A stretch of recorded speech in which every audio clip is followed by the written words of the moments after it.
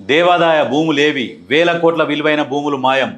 10 ఏళ్లలో రియల్ వ్యాపారుల కబ్జాలు. దేవాదాయ భూముల రక్షణలో వెనక్కి తగ్గిన సంబంధిత అధికారులు. ధరణి పోర్టల్తోనే భూములకు కన్నం. దేవాదాయ భూములు 10 సంవత్సరాలల్లా మొత్తం మాయమైనవి. అడిగేటోడు అనేటోడే లేడు. ప్రశ్నిస్తే అక్రమ కేసులు పెట్టాలి, లోపలేయాలి. ఈ రకంగా జరిగింది. దాంతోపాటు భూదాన్ యజ్ఞ బోర్డు భూములు కూడా కనుమరుగైపోయినాయి. మాజీ మంత్రులు కబ్జాలు చేసుకొని, అంతకు ముందున్నప్పుడే కబ్జాలు చేసుకొని తెలంగాణ వచ్చినాక పోయి ఆ టీఆర్ఎస్లో చేరిరు. ఎందుకంటే ఆ భూములను రక్షించుకుంటందుకు. దేవాదాయ భూములని, భూదాన్ యజ్ఞ బోర్డు భూములని, ప్రభుత్వ భూములని అన్నిటిని కబ్జా చేసుకొస్తున్నారు. వాటిని కాపాడుకునేందుకు అప్పుడున్న ప్రభుత్వంలో చేరిరు.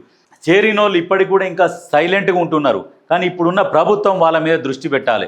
వీళ్ళు ఎక్కడెక్కడ కబ్జాలు చేసిర్రు, ఏం చేసిర్రు, ఆ ప్రభుత్వ భూములేంది, దేవాదాయ భూములేంది, ఆ భూదాన్ యజ్ఞ బోర్డు భూములేంది, ఇవన్నీ బయటికి తీస్తే వాళ్ళ దగ్గర నుంచి ఆ భూములు లాక్కొని భూములు లేని పేద ప్రజలకు ఇవ్వాలి. ఎంతోమంది కొట్టుకజస్తున్నారు. ఇప్పుడు హైడ్రా ద్వారా, ఇప్పుడు ఆ మూసి సుందరీకరణ ద్వారా కొంతమంది ఇండ్లు పోతున్నాయి. అక్కడ వేల ఎకరాల భూములు కబ్జాకు గురైనాయి. వాటిల్లో ఇండ్లు కట్టిస్తే వీళ్ళు ప్రశాంతంగా ఉంటారు. దీని మీద ప్రభుత్వం ఆలోచన చేయాలి.